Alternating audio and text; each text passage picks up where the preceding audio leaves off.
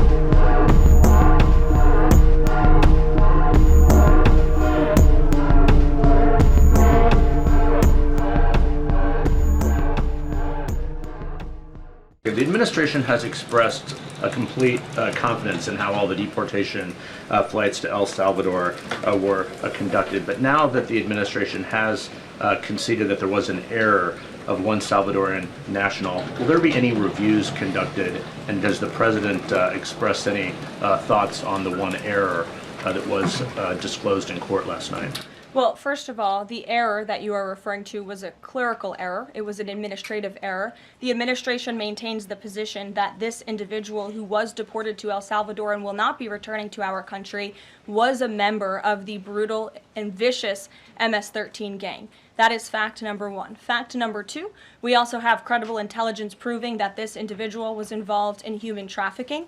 And fact number three, this individual was a member, actually a leader of the brutal MS-13 gang, which this president has designated as a foreign terrorist organization. Fact number four is that foreign terrorists do not have legal protections in the United States of America anymore. And it is within the president's executive authority and power to deport these heinous individuals from American communities. It is a promise he campaigned on. It is a promise he is keeping. And every single person in this room should be grateful for that, considering especially MS-13 is very prevalent and prominent here in the District of Columbia, in Maryland, and in Virginia. And the president, the attorney general, everyone who has been involved in these operations is focused on eradicating these criminals and terrorists from our communities. The vice president said he was a convicted member of MS-13. What evidence is there to back that up? There's a lot of evidence, and the Department of Homeland Security and ICE have that evidence, and I saw it this morning.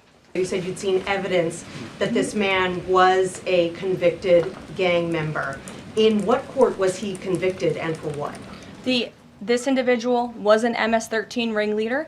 This individual was also engaged in human trafficking.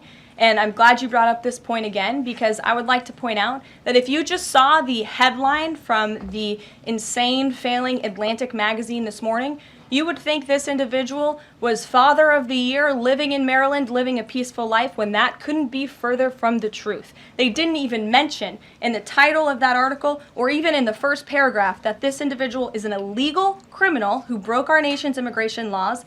He is a leader in the brutal MS-13 gang, and he is involved in human trafficking, and now MS-13 is a designated foreign terrorist organization. Foreign terrorists have no legal protections in the United States of America, and this administration is going to continue to deport foreign terrorists and illegal criminals from our nation's interior. But a judge ordered that he should remain in this country, so are you saying that it is okay to ignore a judge's ruling if you don't like it? Who does that judge work for? He's an immigration It was an judge. immigration judge who works for the Department of Justice at the direction of the Attorney General of the United States, whose name is Pam Bondi, who has committed to eradicating MS-13 from our nation's interior. And let me tell you why we've made this commitment. MS-13, may I remind each and every one of you, is a brutal and vicious gang. These are vicious criminals. This is a vicious gang. And I wish that the media would spend just a second of the same time you have spent trying to litigate each and every individual of this gang who has been deported from our country as the innocent Americans whose lives have been lost at the hands of these brutal criminals. We maintain our position, and very strongly so.